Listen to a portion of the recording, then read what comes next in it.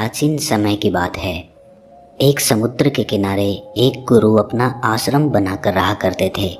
हजारों शिष्य उनसे ज्ञान ग्रहण करने के लिए दूर दूर से उनके पास आकर रहते थे। गुरु का ज्ञान देने का तरीका भी बड़ा ही अनूठा था। शुरुआत में वो अपने शिष्यों को उपदेशों के माध्यम से ज्ञान देते थे।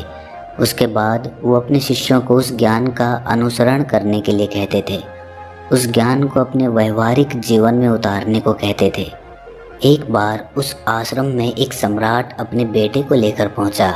उस सम्राट ने उस गुरु से प्रार्थना की कि आप मेरे बेटे को अपने आश्रम में रहने दें और अपने तरीके से उसे ज्ञान दें। उसे इस आश्रम में बिल्कुल भी ऐसा नहीं लगना चाहिए कि वो किसी सम्राट का बेटा है। उसे बिल्कुल साधारण शिष्यों की तरह ही ज्ञान देने की कृपा करें। गुरु ने मुस्कुराते हुए कहा कि सम्राट, ज्ञान इसी तरीके से लिया जा सकता है। अगर तुम अपने आप को दूसरों से बड़ा समझोगे तो तुम ज्ञान ग्रहण नहीं कर पाओगे। अगर तुम्हें ज्ञान ग्रहण करना है तो तुम्हें दूसरों की तरह अपने आप को साधारण समझना होगा। यही ज्ञान ग्रहण करने की सबसे पहली सीढ़ी होती है। तुम निश्चिंत रहो, आज से तुम्हारे बेटे की जिम्मेदारी मेरे कंधों पर रही। ये कहकर गुरु सम्राट के बेटे को अपने साथ लेकर समुद्र के किनारे टहलने के लिए निकल गए। आश्रम के बाकी सभी बच्चे उस सम्राट को देख रहे थे। सम्राट अपने बेटे को अपने रथ पर बिठा कर लाया था, जिससे सभी बच्चे समझ गए थे कि ये लड़का सम्राट का बेटा है। इसी वजह से आश्रम के सभी बच्चे सम्राट के बेटे की तरफ आकर्षित हो गए थे।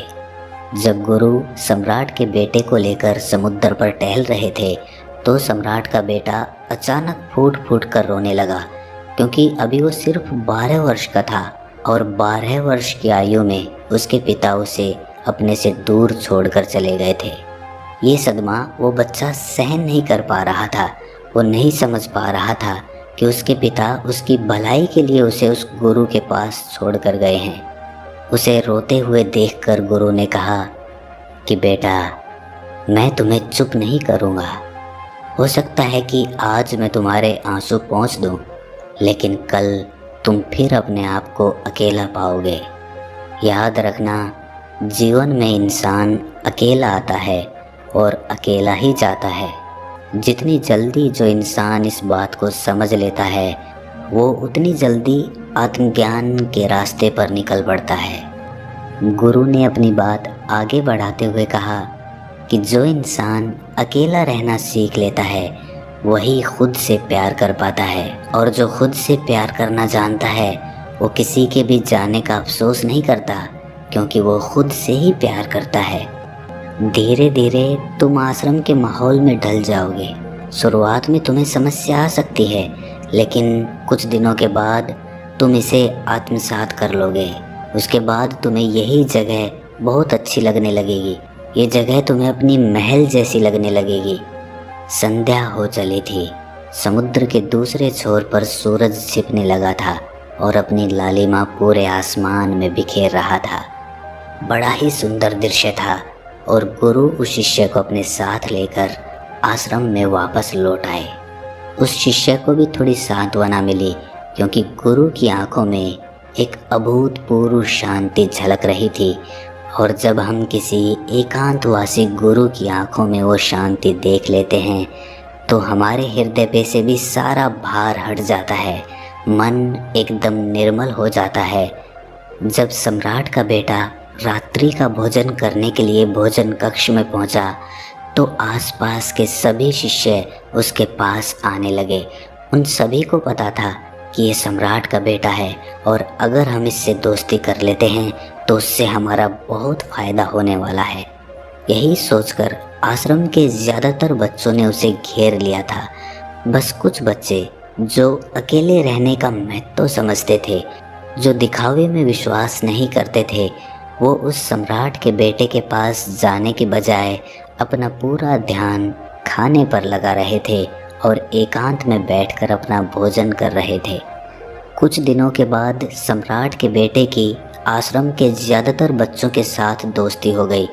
अब वो आश्रम में उन बच्चों के साथ घूमता, उन्हीं के साथ अपना ज़्यादातर समय बिताता। आखिरकार सम्राट का बेटा था, सुख सुविधाओं में पला बढ़ा था।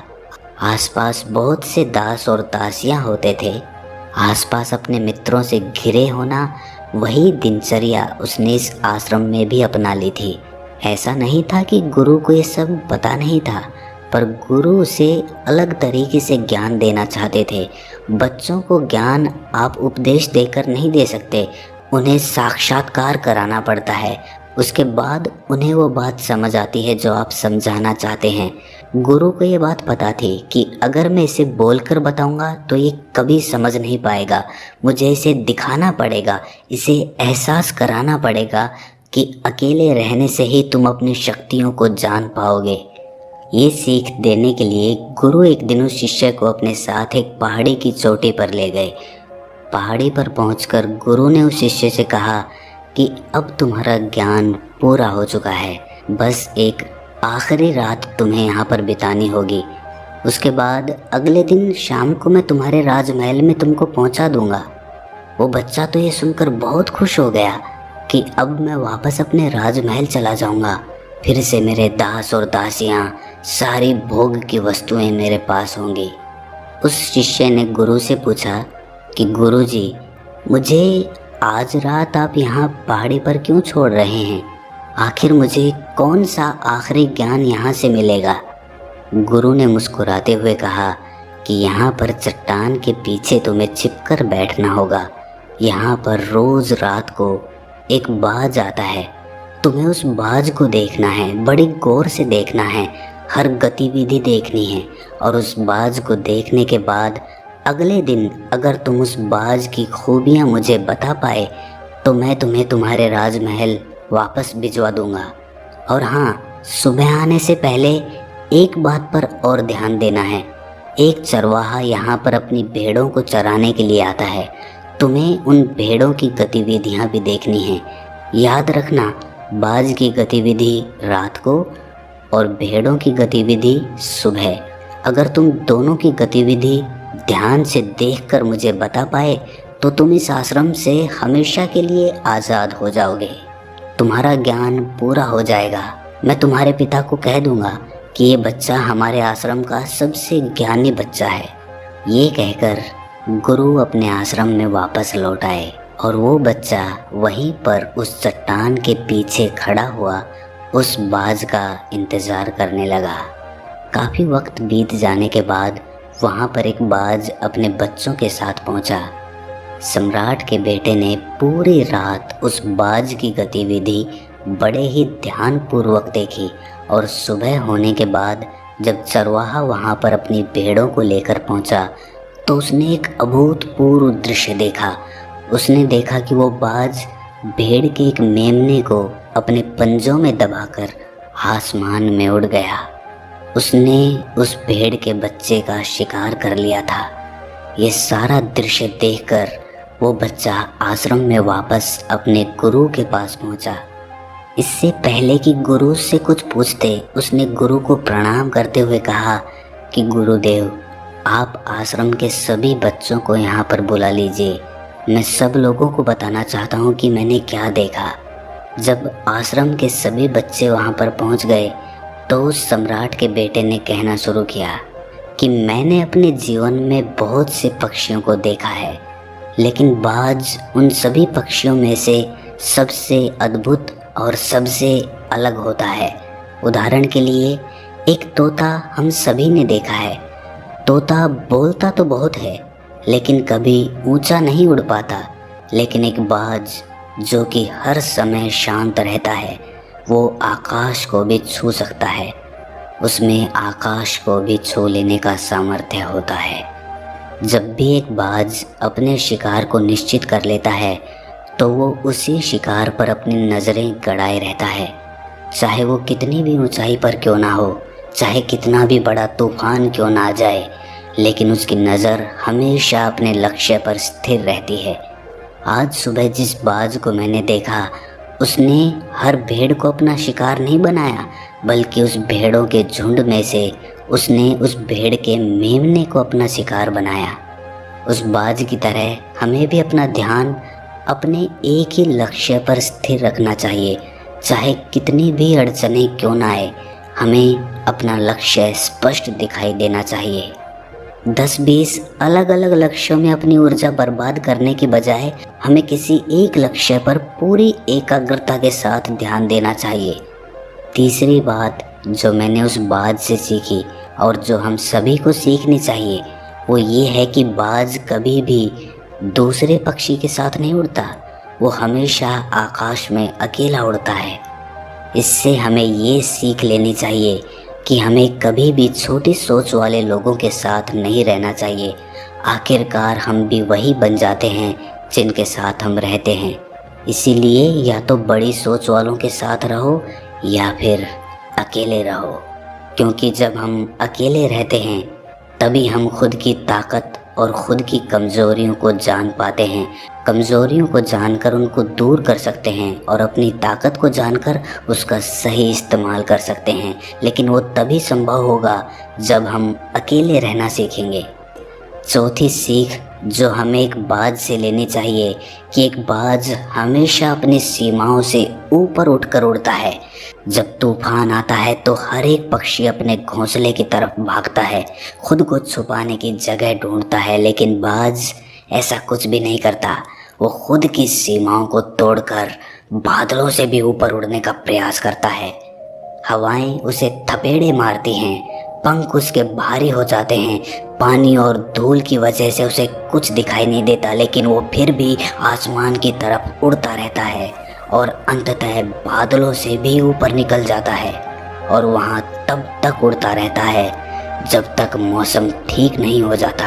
अपनी सीमाओं को सिर्फ इसीलिए तोड़ पाता है क्योंकि वो समस्या के आने पर उससे घबराता नहीं है, उससे डर कर बचने का प्रयास नहीं करता, बल्कि एक सकारात्मक नज़रिए के साथ उसका सामना करता है। जीवन में चाहे कितनी भी अड़चनें क्यों ना आए, हमें उन अड़चनों से लड़ना चाहिए, ना कि उनसे डर कर कहीं छिप कर बैठना चाहिए। बहादुर तो वो लोग होते हैं जो तूफानों से टकरा जाते हैं, कायर तो अपने घर में, अपने घोंसले में अपनी जगह ढूंढ कर बैठ जाते हैं।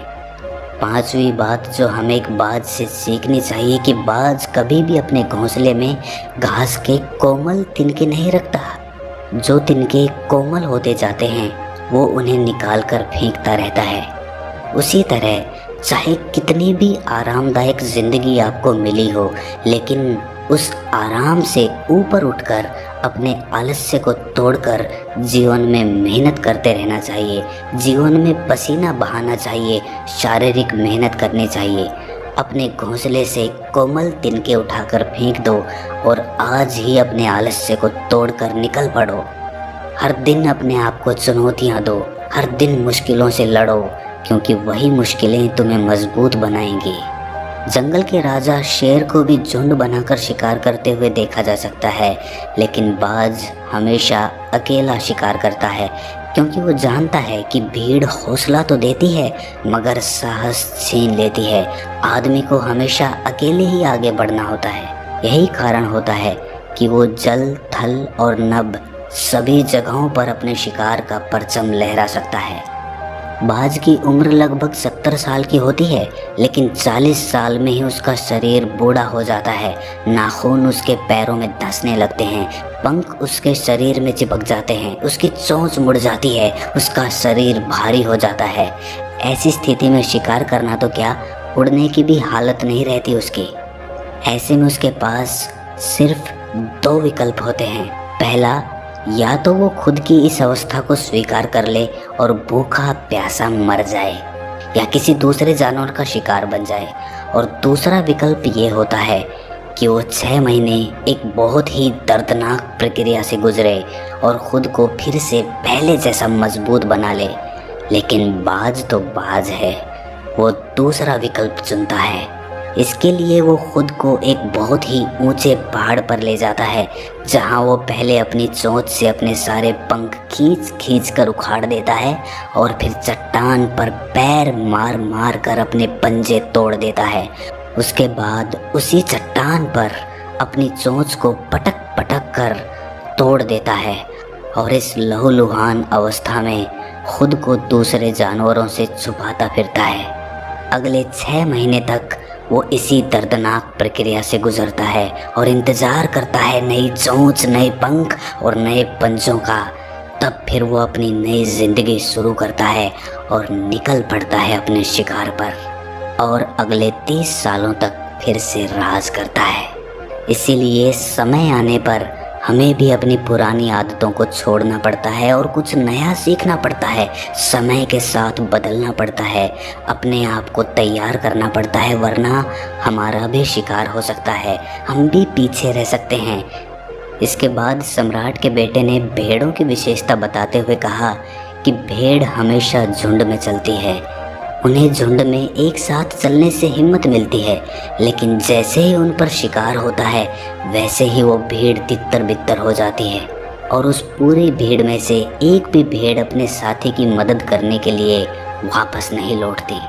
इससे हमें ये सीख मिलती है कि हमारे साथ कितने भी लोग खड़े हों, किसी पर भी यकीन नहीं करना। यकीन करना तो खुद पर करना, क्योंकि बुरा समय आने पर वो भीड़ कब तितर बितर हो जाएगी आपको पता ही नहीं चलेगा। गुरु को प्रणाम करते हुए सम्राट के बेटे ने अपने गुरु से कहा कि गुरुदेव, अगर मुझसे कोई सीख रह गई हो तो कृपा करके आप बताने की कृपा करें। गुरु ने सभी बच्चों को संबोधित करते हुए कहा कि ये सभी बातें जो अभी इस बच्चे ने बताई है सब सही है, लेकिन ये सारी खूबियाँ आप लोगों में तभी पैदा हो पाएगी जब आप अकेले रहने का अभ्यास करेंगे।